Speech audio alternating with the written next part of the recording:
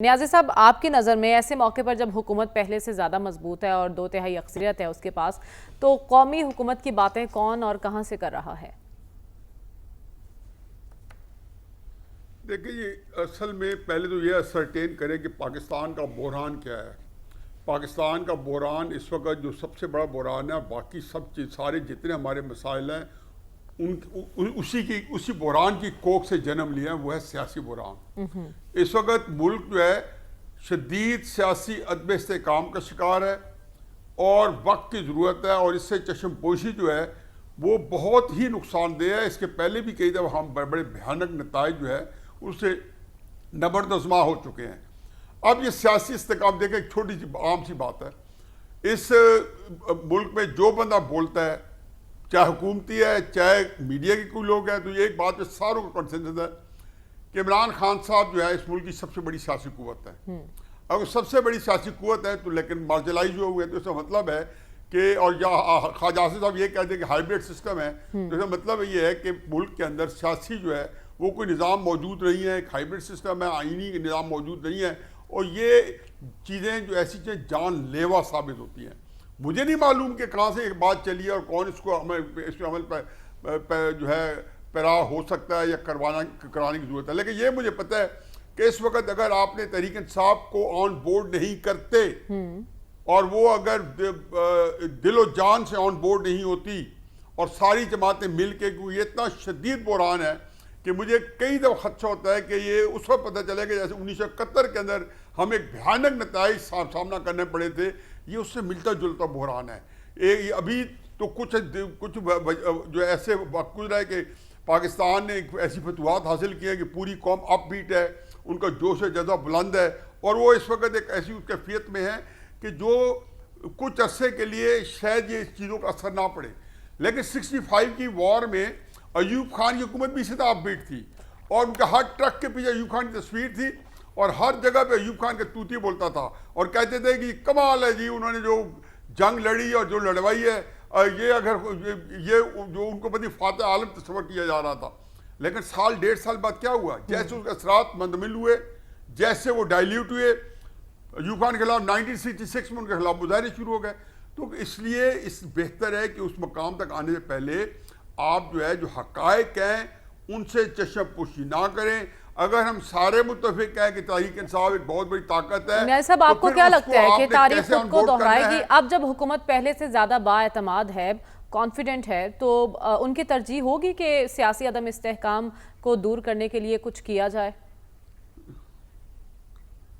دیکھو جی، بااعتمادی کی یہ وجہ ہے کہ وہ یہ سمجھ رہے ہیں کہ جی لوگوں نے ان کو سلاخوں بٹھا لیا ہے، تو میرا خیال ہے کہ اگر کسی غلط فہمی میں ہے تو 2-4 سیٹوں پہ الیکشن کرا کے اور بتا دیں کہ فلان جگہ پہ الیکشن کرا رہے ہیں ہم، اور دیکھ لیں یہ صورتحال ہے، ہو سکتا ہے اچھی بھی ہو۔ بااعتمادی کی صورتحال اگر یہ ہے کہ سیاسی طور پہ ان کے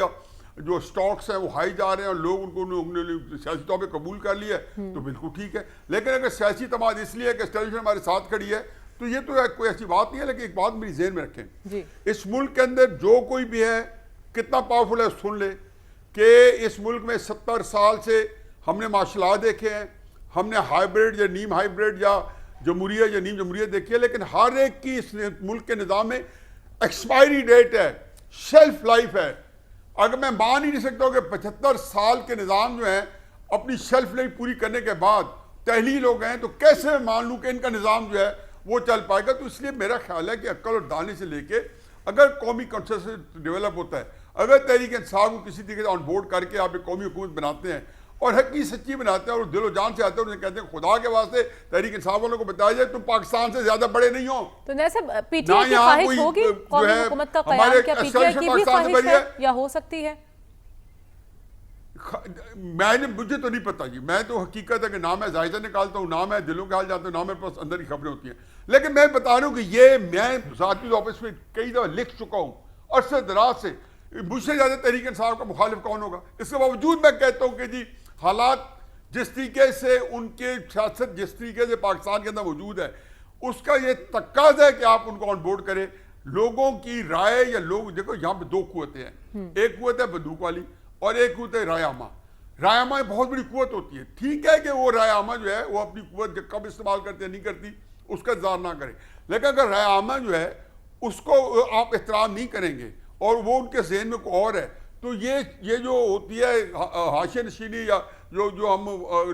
جو کر دیتے ہیں اوپر سے تزئین و اشائش, اور اس کے بعد ہم اپنے آپ کو جو خود فریبی کا شکار ہو جاتے ہیں کہ نظام چل رہا ہے. بھائی نظام آپ کے ہاں ہمارے اللہ کے فضل و کرم سے ہم اتنے اوپینینیٹڈ ہیں, اور اس طریقے سے ہمارا یہ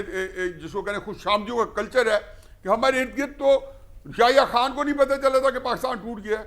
عمران خان صاحب کو آخری دن نہیں پتہ چلا تھا کہ ان کی حکومت زائل ہو رہی ہے, بینظیر صاحبہ آخری دن بڑے بڑے پلان کر رہے تھے 97 کے اندر 96 کے اندر جب ان کی حکومت تحلیل ہو گئی تھی.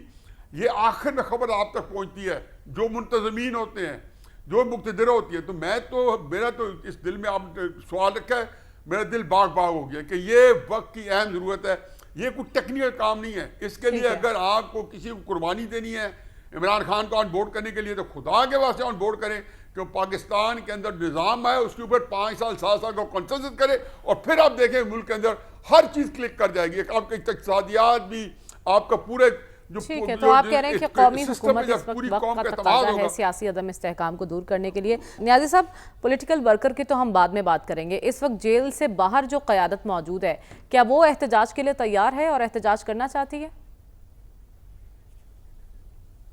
دیکھیں پتہ نہیں احتجاج جو ہے, پہلے تو یہ اسٹیبلش کریں کہ احتجاج بندہ کس لیے کرتا ہے, اور کوئی آبجیکٹیو اچیو کرنے ہوتے ہیں اور کچھ چیز اسٹیبلش کرنی ہوتی ہے. تحریک انصاف کا ڈلما یہ ہے کہ پچھلے 3 سال میں انہوں نے جتنے احتجاج کیے ہیں, مجھے بتا دیں کہ اس میں سے کوئی ایک ایسا ہو جس میں ان کو کوئی کامیابی ملی ہو یا کوئی کنکلوسیو ہو, جو خاطر خواہ کو نتائج ان کو دے کی گیا ہو. بلکہ سیاسی طور پہ سارے احتجاج تحریک انصاف کے بری طرح ناکام ہوئے ہیں. اچھا آپ یہ بھی دیکھ لیں کہ ایک موقع تھا 2022 میں, جب عمران خان صاحب جب 25 مئی کو اسلام آباد آنا تھا 2022 میں, یا 26 نومبر کو راولپنڈی آنا تھا 2022 میں, تو ان کی ولولہ انگیز قیادت موجود تھی. اگر عمران خان صاحب کی اپنی ولولہ انگیز قیادت 40 جلسے ایک دفعہ کیے, دوسری دفعہ پھر 40 جلسے کیے, حلف لیے لوگوں سے قسم قرآنوں کے کہ ہم جہاد اکبر کے لیے جا رہے ہیں, امر بالمعروف نہی عن المنکر کا نعرہ لگایا, مذہبی ٹچ دیا, تو ناکام ہوئے. تو تحریک انصاف کو یہ بات اپنے آپ سے پوچھنی ہے کہ اگر فرض کیا جاتا ہے احتجاج جاتے بھی ہیں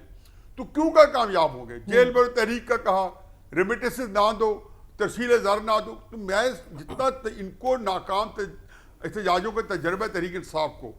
اتنا شاید ہی کسی اور پارٹی کو.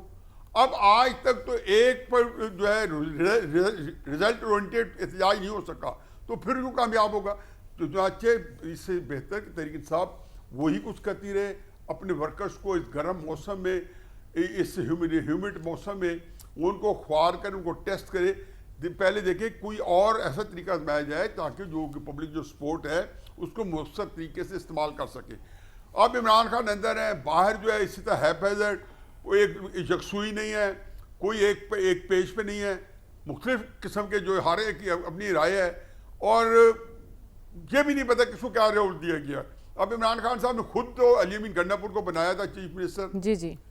آیا اس کے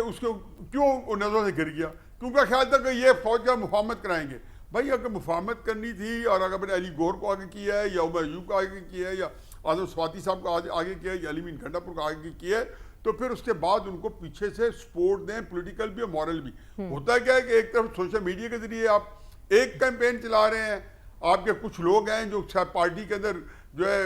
فارملی اندر نہیں ہے, لیکن پارٹی کی پالیسیز کے اوپر وہ تنقید کر رہے ہیں, تائید کر رہے ہیں, کھلے ڈھلے اس سے تفرقات بڑھ رہے ہیں. صاحب اس کا کیا مطلب لیا جائے کہ فیصلہ سازوں کے ساتھ اب پی ٹی آئی کے روابط بالکل نہیں ہیں؟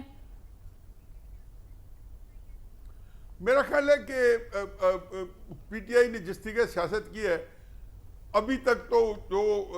جس طریقے اعتماد کا جو فقدان پیدا ہوئے, ٹرسٹ ڈیفیسٹ پیدا ہوئے پچھلے 4-5-6 ہفتوں میں, وہ بحال نہیں ہو سکا. لیکن یہ بھی نہیں ہے کہ فیصلہ سازوں نے اس کو بالکل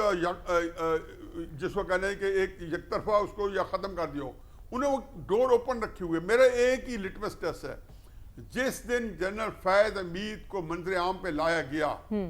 تو سمجھیں کہ وہ عمران خان صاحب کے ساتھ مفاہمت کا دروازہ مکمل طور پہ بند ہو جائے گا. اچھا. اور اب بھی عمران خان صاحب کو یہ پتہ ہی نہیں ہے کہ فیصل سعد ان کے ساتھ کیا سلوک کرنا چاہتے ہیں, اور وہ پھر اس سلوک کی طرف بڑھیں گے. میرا خیال ہے کہ کسی نہ کسی طریقے سے ان کے ذہن میں تھا, آج تو رابطہ ان کا نہیں ہے, نہ وہ کسی کو اویلیبل ہے. جہاں تک مجھے اطلاعات ملی ہے پی ٹی آئی کے جو لوگوں کے ساتھ جو کچھ ان کی گفت و شنید چل رہی تھی, اس میں اب وہ ان کو اویلیبل نہیں ہے. اچھا. اور وہ ان کو ان کی جو ہے وہ جو اپروچ میں نہیں آ رہے. لیکن آپ کہہ رہے ہیں کہ دروازے مکمل طور پر بند بھی نہیں ہوئے. فیصلہ صاحب جو ہے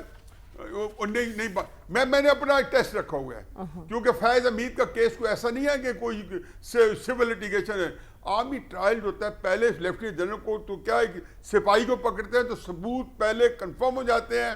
کہ اس کے اوپر یہ ایلیگیشن ہے اور یہ اس کے اوپر آرمی ایکٹ لگتا ہے, اور پھر پکڑتے ہیں, اور پھر ایک دن کا سمری ٹرائل ہوتا ہے. وہاں پہ لمبے چوڑے تو چکر ہوتے نہیں ہیں. اب آپ 1.5 سال سے پکڑ کے بیٹھے ہیں تو اس کا مطلب ہے کہ دال میں کچھ نہ کوئی رنگ شامل ہے, جو کوئی عزائم کچھ اور ہے. اور میں ہمیشہ سمجھتا ہوں کہ وہ ایک ایسا کیس ہوگا کہ جب عمران خان صاحب کو جو الٹیمیٹلی اگر ان کے کوئی عزائم جس طرح سے بھی ہینڈل کرنے کے, وہ تب آزمائیں گے جب بالکل سمجھیں گے کہ عمران خان صاحب کوئی اور طریقہ جو ہے وہ اپنانے پر تیار نہیں ہے اور کسی غلط فہمی میں ہے. چنانچہ وہ ایک دفعہ فیض حمید سامنے آ گیا, پھر میرا خیال ہے کہ